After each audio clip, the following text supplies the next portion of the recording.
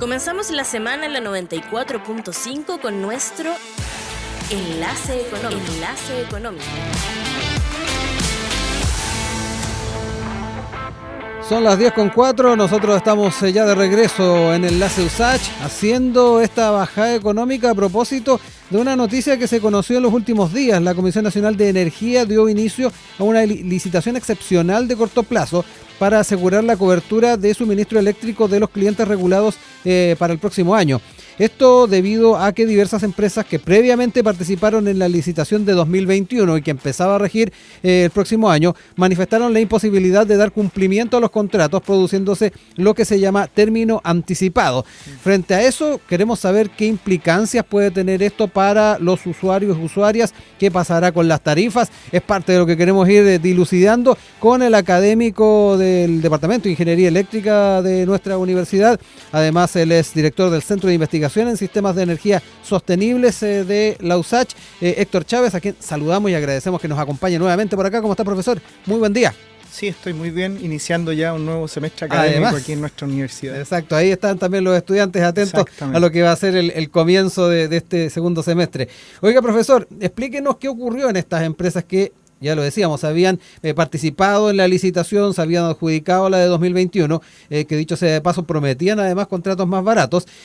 ¿Por qué no podrían dar cumplimiento a los contratos? Ahí bien importante si está dentro de las reglas del juego. Hablemos un poquito de aquello. Sí, bueno, las reglas del juego son en este caso que las empresas toman parte de estas licitaciones. Ahora, estas licitaciones no son para que entreguen energía directamente en el momento en que ocurre la licitación, sino que hay un periodo en el que estas empresas tienen que hacer sus obras. En este caso, la mayoría de ellas son de tipo solar y eólica, que son obras que tienen un tiempo de realización bien breve. Caso son de ese tipo. Claro, la mayor parte. Entonces, bueno, han habido varias razones. Algunas son derivadas a la pandemia, ¿cierto? Todavía, de que en ese tiempo hubo un retraso y ese retraso se ha ido expresando ahora con retrasos en la entrega final del proyecto y en la puesta en servicio de la energía que estaba contratada. Hay otros que tienen que ver con permisos ambientales, con hallazgos arqueológicos, que obviamente si se halla un resto de interés científico, en este caso tiene que haber una exploración. Y hay varias razones que se esgrimen del punto de vista de la fuerza mayor o caso fortuito, bajo el cual finalmente el dueño, en este caso, el licitante, se declara en imposibilidad de poder cumplir el plazo. Y eso es lo que ha pasado desde el año pasado hasta ahora. Han habido varios de estos proyectos que tenían que ingresar con energía física al sistema y no han podido hacerlo. Entonces, en esa eventualidad, la Comisión Nacional de Energía obviamente tiene que buscar otros proveedores para poder cubrir esa energía. Dentro de estas razones también está avance en algunas de las propuestas que eventualmente el Estado pudo haber dado en cuanto a, no sé, pues lo que tiene que ver con el contexto en que se desarrollen o lugares donde se desarrollen estos proyectos. ¿Hay también algo de eso o no? Bueno, en general las razones que se atribuyen, y hay que entender que aquí el Estado básicamente es garante de la licitación. Este es un contrato que ocurre entre privados y el Estado tiene que estar ahí mirando que ese contrato se realice de buena forma, poniendo reglas que pudieran propender a la competencia, que eso es lo que ha ocurrido al menos de 2014 y 2015, que hubo una reforma bien grande en este sentido. Entonces, estas razones de fuerza mayor en general se atribuyen más a casos fortuitos, cuestiones de esa naturaleza. Hay otros casos en el que no ha habido posibilidad de cumplir con los contratos, y esos contratos obviamente que están suscritos con otra parte privada, que es una distribuidora. La distribuidora, bueno, ponen en la mesa la boleta de garantía. Perfecto. Y obviamente que los cobros de esas boletas y otros están en beneficio de los clientes. Eso se integra a el global de la tarifa.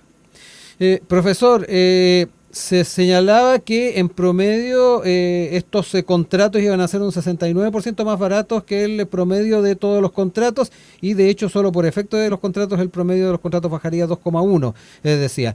¿Esto también iba a tener una bajada en las tarifas eventualmente?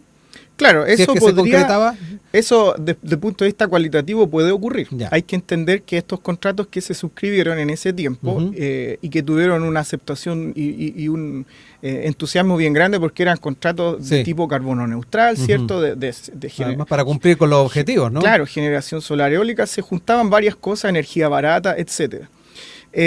Pero lo cierto es que ahora hay que relicitar y obviamente dentro de esa relicitación pueden haber oferentes que pudieran ser más caros. Eso obviamente está dentro de lo que puede ocurrir.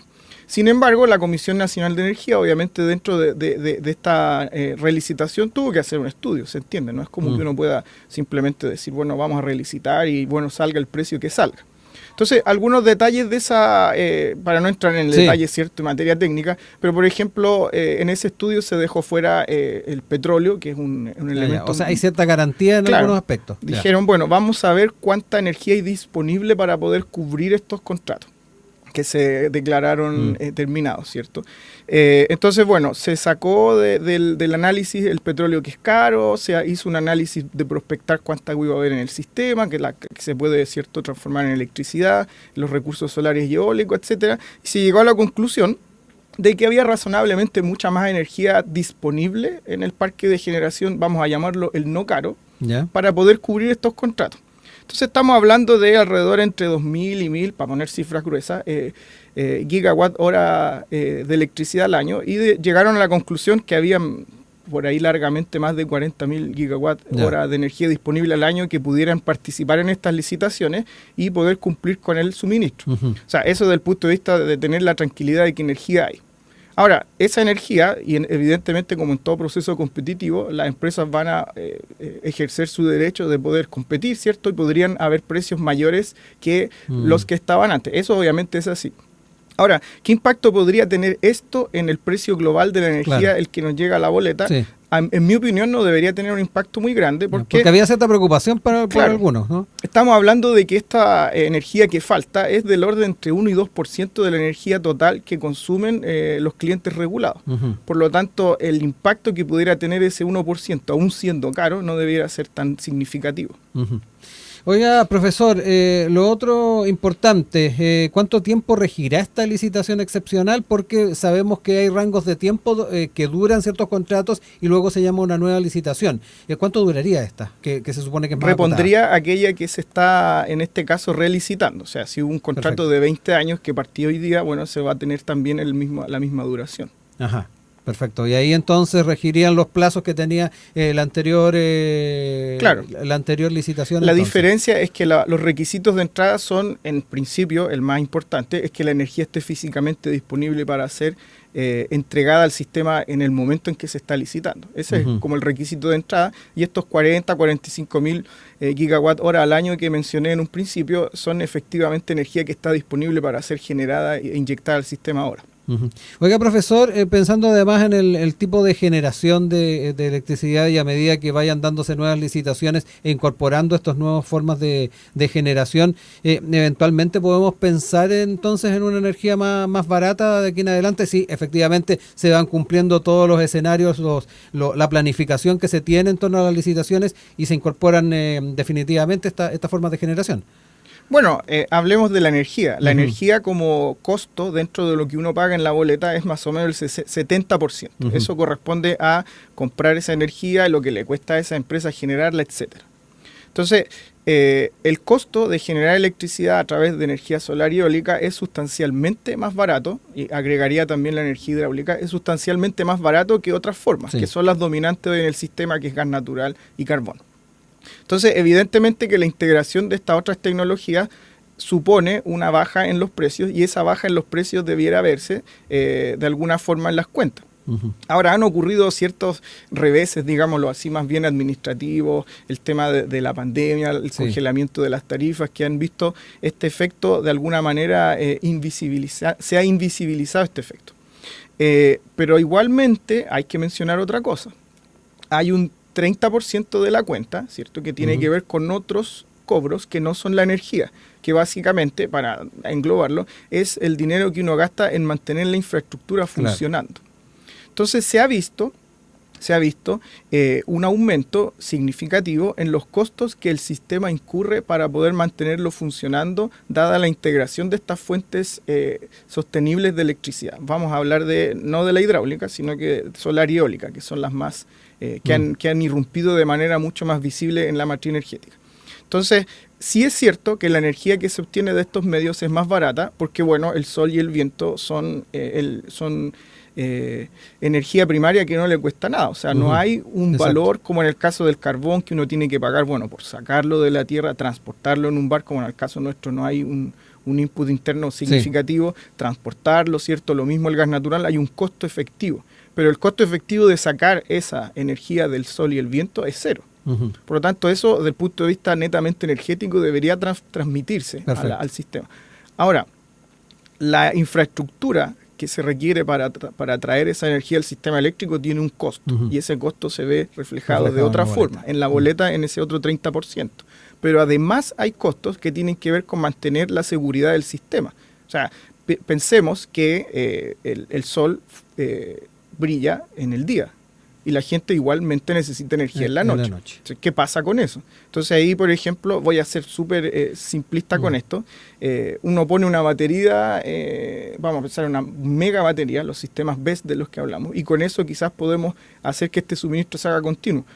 La pregunta es ¿de dónde va a venir el dinero para proveerle a ese proyecto para que funcione? Sí. Y eso va a producir también un alza en el costo global de donde se produce la electricidad. En eso estamos hablando de almacenamiento, en rigor. Así es. Y en eso también nos falta todavía desarrollarnos un poquito más.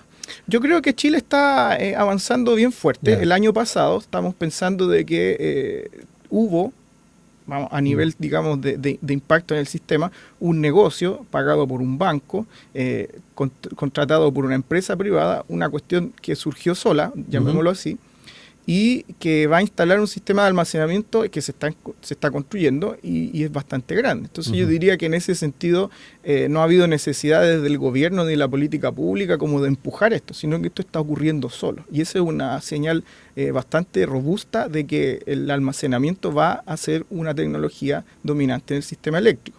Ahora, vuelvo al punto anterior, ¿va a bajar la cuenta o no? Claro. Va a depender mucho de eso. O sea, hay un compromiso acá entre la infraestructura y la manera en que nosotros podemos mantener el sistema eléctrico funcionando 24/7 sin que hayan apagones, ¿cierto? Y la baja en la cantidad de plata que uno tiene que invertir en la energía neta de donde viene ese recurso. Entonces, la cantidad de plata neta que uno va a tener que invertir en el recurso va a ser sustancialmente menor. Pero la cantidad de dinero que tiene que invertir en la red, en mantenerla funcionando, en tener almacenamiento, va a ser sustancialmente mayor. Entonces aquí va a haber un compromiso que varios analistas, aún teniendo este compromiso, auguran de que va a ser más barato que lo que teníamos antes. En todo caso, tampoco pensar de que va a ser una baja muy grande por estos otros factores que nos estaba planteando recién. Claro, ¿no? Hay que ser cauto con eso, como lo digo. Si uno lo analiza bien simplistamente, dice, bueno, el sol y el viento no tienen un costo... pero bueno, instalar la infraestructura, mantener esa infraestructura funcionando, proveer esa energía 24/7. Hay un episodio, siempre yo lo pongo en mis clases, que está Homero Simpson ahí y compra esto es del 2003, bien antiguo. Compra una turbina eólica ahí en su feria de la energía en Springfield y él se lleva su turbina a la casa con la esperanza de que va a tener energía barata porque la turbina le costó bien barata. Pero después está viendo el béisbol y no hay viento y no puede ver el béisbol. Hay un episodio, pero clásico, en donde se refleja eso. Finalmente, ¿qué hace Homero Simpson? Toma, bueno, los que conocen, yo soy fanático ahí de Flanders, su vecino, enchufa unos ventiladores y le provee con esos ventiladores viento a la turbina para ver su partido. Entonces me dice, bueno, ¿y de dónde sale esa energía para los ventiladores? Y ahí se refleja claramente lo que estoy hablando, de que va a haber un costo que se está en este minuto representando en la economía de la energía eléctrica y que tiene que ver con aspectos que no son energía, sino que son, como se llama en economía, costos laterales. Sí. Oiga, profesor, todavía estamos de alguna manera pagando el tema del congelamiento de las tarifas que tuvimos durante un tiempo. Ahí también bien importante recordar ese factor, que de alguna manera también en algunos casos está encareciendo ciertas cuentas, ¿no? Sí, por supuesto. Hay hay un cobro que es evidentemente el reflejo de la tarifa actual, pero también hay un cobro que es para pagar lo que se había dejado de pagar durante un periodo de unos buenos años. Entonces sí, eso se está, ese cobro se va actualizando según IPC y está obviamente a lo mismo que la tarifa indexada a varios factores y eso va a estar ahí hasta 2029. Claro. Podríamos decir que en 2029 ya vamos a salir un poco de eso. Y esperemos también tener algunos de estos factores operando. Oiga, profesor, respecto a las razones que recién que nos contaba que esgrimían las empresas a la hora de poner fin a estos contratos, depende mucho del tema también de administrativamente o normativamente el Estado pueda dar mayores facilidades. Muchos han hablado del tema de la permisología, se sacó adelante, sin ir más lejos, un proyecto que tiene que ver con permisología, para también adelantarnos un poco en los escenarios y que también las empresas no pongan fin a los contratos anticipadamente. ¿Se podría hacer algo más? ¿Qué cree usted? Bueno, ahí hay una discusión, digámoslo así, bien de fondo, ¿no? ¿A qué me refiero en el fondo? Si es que acaso el derecho fundamental de un grupo de personas que habita un lugar está por sobre el derecho también fundamental de una nación que elige un gobernante o un parlamento o lo que sea, sí, para decidir sobre ese territorio.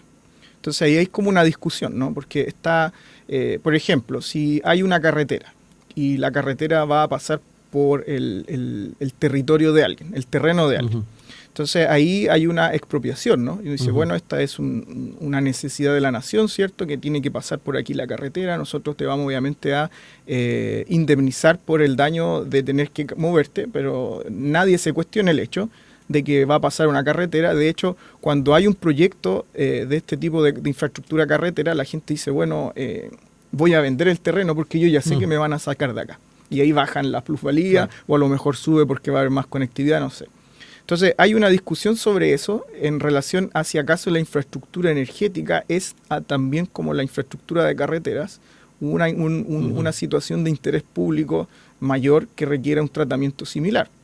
Por otro lado está el hecho de que el derecho fundamental de las personas que residen en un espacio, más aún si son personas que tengan alguna raíz nativa en ese territorio, podría ser una comunidad mapuche, por ejemplo, sí, tienen más derechos todavía de decidir sobre ese territorio. Entonces ahí hay bastante controversia. Había un proyecto, por ejemplo, bien caso de estudio, que conectaba el sector de Biobío con el sector central eléctricamente y que le iba a permitir a muchos de los desarrollos eólicos de la región del Biobío poder evacuar la energía que en este minuto está siendo de alguna forma desperdiciada, porque no hay suficiente cantidad de transmisión. Claro. Y ese proyecto fue rechazado el año pasado, pero el Comité de Ministros, quizás con esta visión más de Estado, dijo, no, este proyecto tiene que seguir. Y tiene que haber medidas mitigatorias de alguna forma, pero el proyecto tiene que realizarse. Entonces, es una discusión en proceso. Yo en principio creo que va a haber algún tipo de punto medio en esto. No puede ser que la infraestructura crítica, desde mi punto de vista la electricidad ya lo es, o sea, tuvimos un apagón y ya vimos las consecuencias que tuvo, debiera tener un tratamiento especial dentro de este contexto. Pero también debiera preservarse el derecho natural que las personas puedan tener como comunidad dentro de un territorio. Son cuestiones que tienen que analizarse y que usualmente tienen veredas muy distintas. Sí. Y ese es el problema que estamos enfrentando. Para ir cerrando y brevemente, profesor, entonces esta licitación excepcional no necesariamente traería un alza sustantiva en los costos o finalmente en la boleta. Para también ser claro, no se incorporaría generación de características distintas a la eólica o la solar. Que en ese sentido es bien importante también dejar claro y raya para la suma, como se dice. Claro, podría haber, como le digo, como lo he mencionado, podría haber un cambio en lo que pasó. O sea, la energía que estaba licitada y que estaba a algún precio, la energía de ahora podría ser de un precio distinto, podría ser mayor. Pero pienso yo que esto no debiera alterar mayormente el precio, porque la cantidad de energía que se está reemplazando no es sustancial, es marginal. 1 a 2%. Bueno, profesor, agradecido de que nos haya aclarado un poquito el escenario. Siempre que se ven estas noticias la gente se queda un poquito inquieta en torno a cuánto le puede afectar finalmente en su boleta y en el presupuesto, y con esto ahí también nos deja claro cuáles son las perspectivas a futuro a propósito de la incorporación de este tipo de generación eléctrica. Muchas gracias como siempre por la disposición. No, gracias a ustedes.